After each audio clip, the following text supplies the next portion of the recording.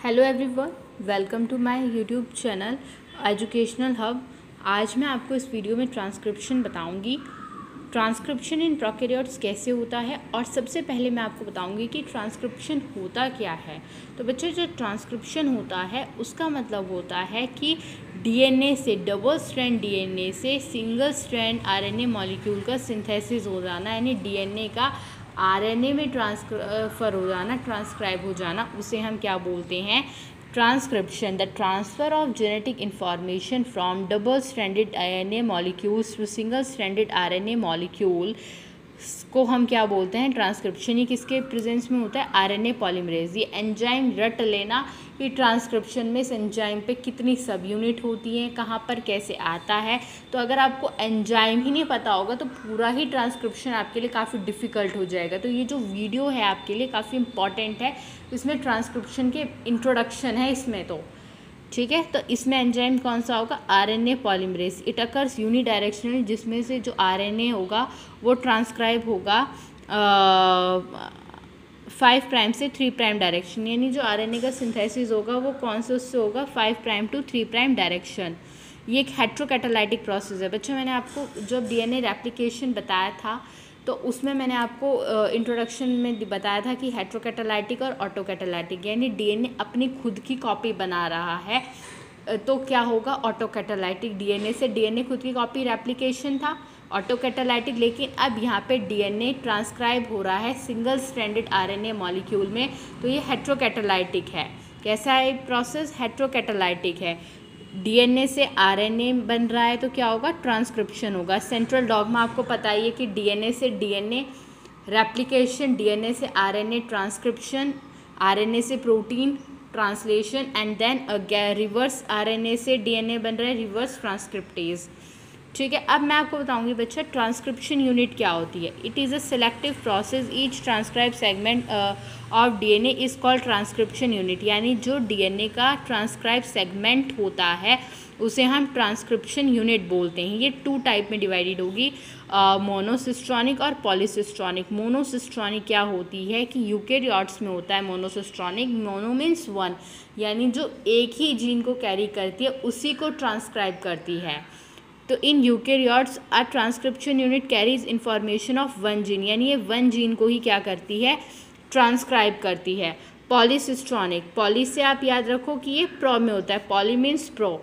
A set of genes carries and transcribe into a transcription unit. Poly मतलब एक set of gene, इसमें क्या हो रहा है? ट्रांसक्राइब हो रहा है। अब ये जो ट्रांसक्रिप्शन होता है बच्चा, transcription occurs throughout cell division cycle.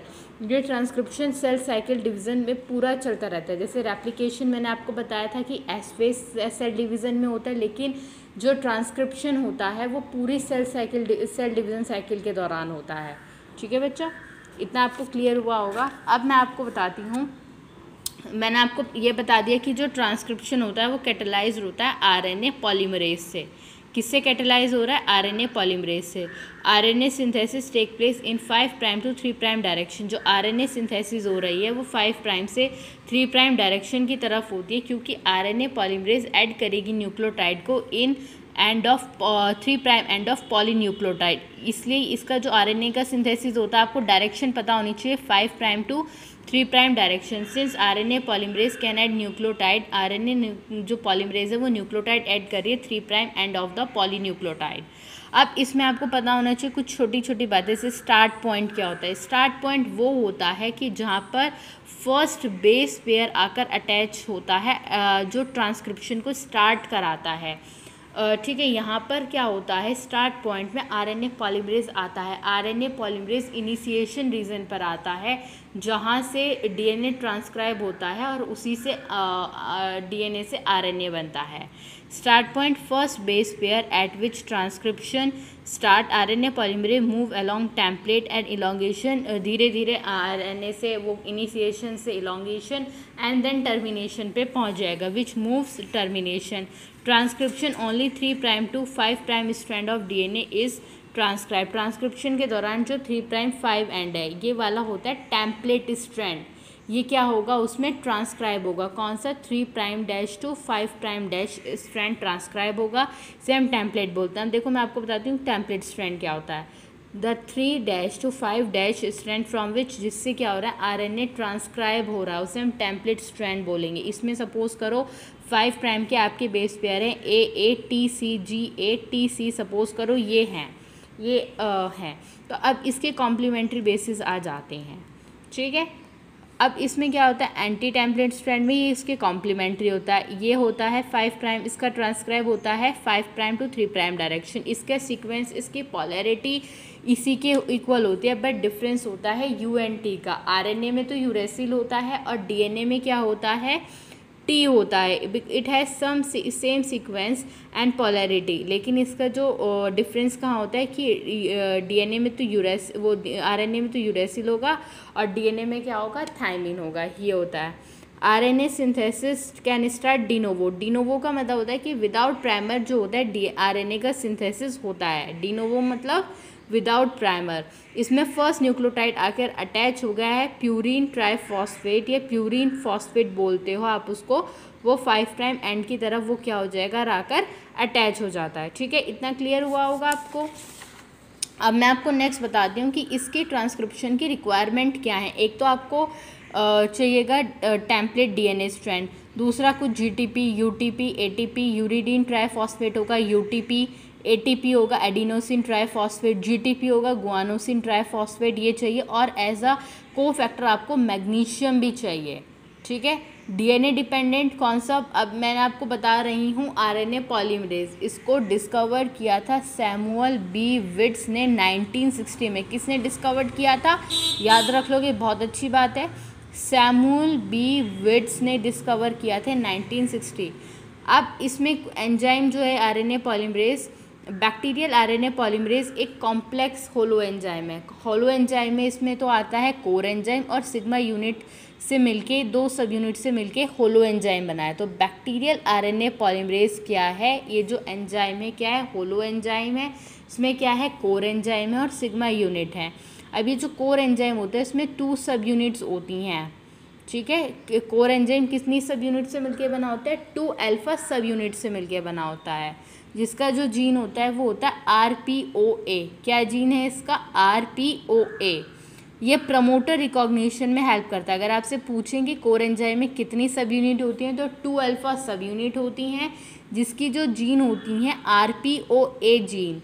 ये क्या करता है कि प्रमोटर रिकॉग्नाइजेशन में, कि प्रमोटर का रिकॉग्नाइज कौन करता है, वो ये ही करता है कोर एंजाइम, जिसके पास 2 अल्फा सब यूनिट होती हैं। अब फिर इसमें और क्या होते हैं, ये होता है इसमें beta, beta dash, omega, sigma. Beta gene RPOB gene, ये आपको याद रखना पड़ेगा। बीटा डैश RPOC दोनों का फंक्शन क्या होता है कैटालाइटिक सेंटर का काम होता है, कि कैटालाइटिक सेंटर का एक्ट करती है कैटालाइटिक सेंटर की तरह। ओमेगा क्या करता है आरएनए पॉलीमरेज की असेंबली करता है। RPOZ इसका जीन है। सिग्मा RPOD ये ट्रांसक्रिप्शन इनिशिएशन है, यहाँ से ट्रांसक्रिप्शन इनिशिएट होगा, ठीक है। इतना आपको क्लियर हुआ कि जो बैक्टीरियल पॉलीमरेज है आरएनए पॉलीमरेज वो क्या है कॉम्प्लेक्स होलो एंजाइम है। Holo enzyme is equals to core enzyme plus sigma sub unit. Core enzyme में 2 अल्फा सब यूनिट हैं, जिसमें जीन RPOA जीन है, बीटा में जीन RPOB है, बीटा डैश में RPOC है, ओमेगा में RPOZ है, सिग्मा में RPOD है। सबका अलग अलग फंक्शन है, आपको पढ़ना होगा। अब है कोर एंजाइम। जो कोर एंजाइम है वो 5 चेन से मिलके बना होता है, जो मैंने अभी आपको डिस्कस करी, alpha, alpha, beta, beta dash, omega, इन सब से मिलके बना होता है। ये क्या करता है it कैटलाइजेस the process of chain elongation. अब मैं आपको बताती हूँ सिग्मा सब यूनिट के बारे में। जो सिग्मा होता है बच्चा, ये कोर एंजाइम से लूजली अटैच होता है। It recognise the start signal on DNA and directs core enzyme. RNA polymerase lack proof reading 3 prime to 5 prime exonuclease activity. ये वाला जो सिग्मा सब यूनिट होता है इसमें एक तो कोर एंजाइम लूजली बाइंड मतलब ये कोर एंजाइम से लूजली बाउंड होता है। दूसरा ये क्या करता है कि जो डीएनए में जो कोर एंजाइम मतलब जो उसको इनिशिएशन को स्टार्ट करेगा, इनिशिएट करेगा, उसको इनिशिएट करती है, उसको स्टार्ट सिग्नल देती है। दूसरा आरएनए जो पॉलीमरेज होता है उसमें लैक प्रूफ रीडिंग नहीं होती, वो एब्सेंट होती है। कभी कभी इसमें क्या होता है कि in every 10 to 4 to 5 ribonucleotides added हो जाते हैं, एक्स्ट्रा राइबोन्यूक्लियोटाइड एडिड हो जाते हैं, जो मतलब कोई सीरियस नहीं होता। वो वोबल हाइपोथेसिस ऑफ ट्रांसलेशन में इसका हाई टर्न ओवर होता है। Because of their high turn over ये किसमें वोबल पेयरिंग हाइपोथेसिस में क्या हो जाती है, ट्रांसलेशन में ट्रांसक्राइब हो जाती है। ठीक है, अब ओपेरॉन इन प्रोकैरियोट्स हम बात कर रहे हैं ना प्रोकैरियोट्स की। तो देखो ओपेरॉन क्या होता है, the length of DNA transcribe into single stranded RNA molecule is known as operon. यानी जो लेंथ होती है डीएनए की, वो जो उसमें ट्रांसक्राइब हो रहा है सिंगल से डीएनए से सिंगल स्ट्रैंड आरएनए, उसे हम ओपेरॉन बोलते हैं। ओपेरॉन में प्रमोटर रीजन आता है, स्टार्ट कोडोन आता है, कोडिंग सेगमेंट आता है, और टर्मिनेटिंग यहीं से आपका स्टार्ट होता है आपका ट्रांसक्रिप्शन की। आरएनए पॉलीमरेज इनिशिएशन पे आएगा, ये एंजाइम यहाँ पर अटैच होगा, फिर इलोंगेट होगा, फिर वो मूव अप हो जाएगा टर्मिनेशन में। तो ये सब ये मैं आपको बताती हूँ। प्रमोटर रीजन, प्रमोटर रीजन क्या, it is a regulatory DNA segment upstream, ये अपस्ट्रीम साइड पे होता है प्रमोटर रीजन। देखो ये जो 5' और 3' एड पे है, ये प्रमोटर रीजन है। यहाँ पर आरएनए पॉलीमरेज बाइंड अप होता है। ये मैंने आपको शो कर रखा है डायग्राम में, आप इसका स्क्रीनशॉट ले सकते हैं, इसको बना सकते हैं, एग्जाम के लिए काफ़ी हेल्पफुल है। It is a regulatory DNA segment upstream, strong promoter support high rate of transcription. ये स्ट्रॉन्ग प्रमोटर रीजन है जहाँ पर जिससे क्या होता है ट्रांसक्रिप्शन इनिशिएट हो सकता है। तो आरएनए पॉलीमरेज इसी प्रमोटर रीजन से आकर बाइंड होता है। अब इसमें कुछ वेरिएबल सीक्वेंस होते हैं। तो -10 सीक्वेंस होगा, -10 रीजन, एक -35, एक अपस्ट्रीम रीजन होगा। जो अपस्ट्रीम रीजन, ये तीनों रीजन कहाँ होता है, प्रमोटर की साइड पर होता है, यानी जहाँ पर 5' से 3' वाला स्ट्रैंड होता है वहाँ पर होते हैं। तो सबसे पहले मैं आपको -10 सीक्वेंस के बारे में बताऊँगी। इसे हम टाटा बॉक्स भी बोलते हैं। Is a consequence sequence of, जिसमें 6 to 10 बेसिस होते हैं। ये कहाँ पर होती है, इनिशिएशन के अपस्ट्रीम पर। यहाँ पर इनिशिएशन होता है, यानी आरएनए पॉलीमरेज आता है, इनिशिएट होता है, उस पे होती है। तो अपस्ट्रीम साइड होती है, upstream of initiation side, it orients RNA polymerase on promoter, help enzyme to locate basis at which transcription initiate. ये एंजाइम को हेल्प करता है कि मतलब वहाँ पर उस पर होल्ड रहें, उससे जो ट्रांसक्रिप्शन है वो रहेगा। इसका काम एक ये भी होता है जो -10 सीक्वेंस होता है। अब -35 रीजन, जो -35 रीजन है, इसमें 35 बेसिस होते हैं। मैंने आपको दिखाया अभी डायग्राम में कि ये वाला होता है -35 रीजन। तो इसमें कितने बेसिस होते हैं, इसमें 35 बेसिस होते हैं। ये भी इलोंगेशन की साइड पर होता है, मतलब प्रमोटर रीजन पे ही होता है, क्योंकि आरएनए पॉलीमरेज इसी साइड पर आके बाइंड होगा। Sigma sub unit of RNA polymerase bound to side, यानी जो सिग्मा सब यूनिट होगा, सिग्मा सब यूनिट जो होगा वो इस साइड पर आके क्या होगा, बाइंड होगा। अब तीसरा आता है अपस्ट्रीम प्रमोटर रीजन। यहाँ ये 80 rich recognised segment in promoter present in highly express gene, ये हाईली एक्सप्रेस जीन में होता है, और इसमें 80 रिच रीजन होता है जहाँ पर वो आकर बाइंड होता है। ये 40 से 60 बेस सीक्वेंस के उसमें क्या होता है, 80 मतलब लोकेटेड होता है इसमें। एक तो 40 से 60 बेस सीक्वेंस, और ये किस में प्रेजेंट होता है, जो हाईली एक्सप्रेस जीन्स होते हैं। ठीक है, इस वीडियो के लिए इतना ही। नेक्स्ट वीडियो में हम ट्रांसक्रिप्शन प्रोसेस पढ़ेंगे प्रोकैरियोट्स में। Thank you and have a nice day.